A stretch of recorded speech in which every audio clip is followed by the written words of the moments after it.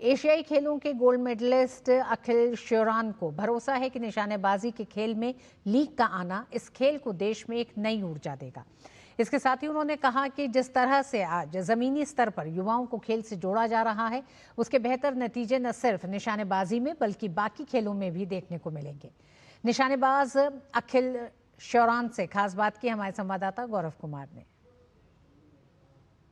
Shooting league of India की शुरुआत तो वैसे फरवरी में होनी है, लेकिन इसको लेकर के सरगर्मियां तेज हो गई हैं और इस वक्त हमारे साथ भारतीय निशानेबाज अखिल सिंह श्योरान है, जो कि एशियन गेम के गोल्ड मेडलिस्ट भी हैं। अखिल, किस तरह से देखते हैं इस पूरी लीग को और साथ ही साथ इस लीग के आने के बाद से क्या एक बदलाव जो है वो निशानेबाजी, भारतीय निशानेबाजी को देखने को मिलेगा? आई थिंक ये जो एक लीग होने वाली है, ये एक बहुत ही अच्छा प्लेटफॉर्म है।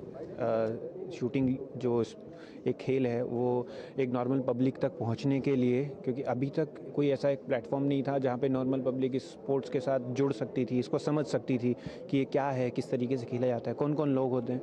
आई थिंक ये जो अभी प्लेटफॉर्म है, ये उस तरीके का प्लेटफॉर्म बन सकता है जो ऑडियंस के साथ कनेक्ट करेगा। और सिर्फ ऑडियंस ही नहीं, जो हमारे खिलाड़ी हैं उनको भी एक प्लेटफॉर्म मिलेगा, जो एक नॉर्मल जनता उनको भी जान पाएगी, उनके भी फ़ैन बन सकते हैं। बिकॉज अभी तक हम देख पाते हैं बाकी खेलों में एथलीट्स के फ़ैन हैं, बट शूटिंग के क्योंकि वो ज़्यादा पॉपुलर नहीं है, उतना अच्छे से बन नहीं पा रहा है। आई थिंक शूटिंग लीग वो सब चीज़ें पॉसिबल कर पाएगा। इंडियन शूटिंग को देखें और इंडियन शूटर्स को देखें तो लगातार, चाहे ओलंपिक हो, चाहे एशियन गेम्स हो, चाहे किसी भी लेवल की जो प्रतियोगिता हो, उसमें निशानेबाजी से एक मेडल जो है वो कहीं ना कहीं सामने देखने को मिलता है। तो क्या एक बड़ी वजह मानते हैं कि ग्रास रूट लेवल पे क्या वो एक चेंज जो है वो देखने को मिल रहा है? ये एक चेंज लेके आने वाला है हमारे खेल के लिए भी, क्योंकि मेडल्स तो जीतते रहे हैं, वो कुछ दिनों के लिए न्यूज़ की एक हेडलाइन बन जाता है।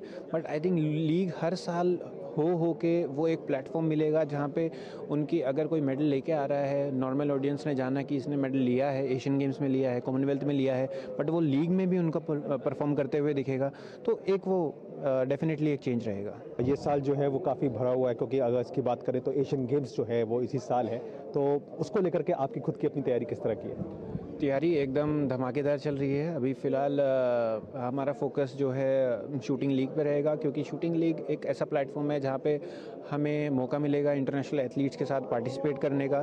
तो आई थिंक वो एक तरीके की प्रिपरेशन हो जाएगी हमारी वर्ल्ड चैम्पियनशिप और एशियन गेम्स आने वाले हैं उसके लिए।